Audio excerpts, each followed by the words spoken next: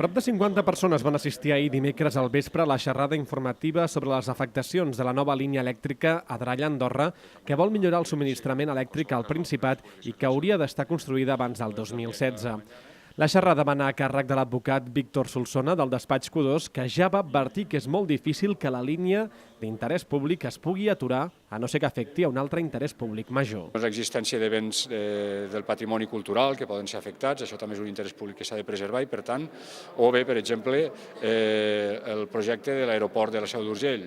Clar, en quan aquests interessos públics puguin col·lidir, puguin xocar, llavors sí que hi pot haver un enfrontament d'interessos, veure quin és el que realment preval i, per tant, es podria aturar el projecte o modificar el projecte. Solsona va recordar que les afectacions a les propietats van més enllà de l'ocupació de la finca durant les obres, els drets de pas aeris o del manteniment un cop estigui instal·lada la línia elèctrica. Aquestes afectacions van més enllà. També abasten una depreciació o un demèrit de les propietats per on passa aquesta línia, perquè l'afectació no només és que et passi una línia, sinó que, evidentment, té un altre preu de mercat, una propietat, un prat, si no et passa una línia, que si et passe.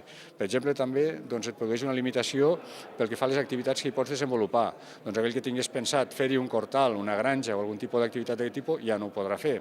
El lletrat va recomanar als propietaris presentar al·legacions per tal de demanar majors compensacions i s'exigiran estudis tècnics per determinar les possibles incompatibilitats amb les activitats econòmiques actuals.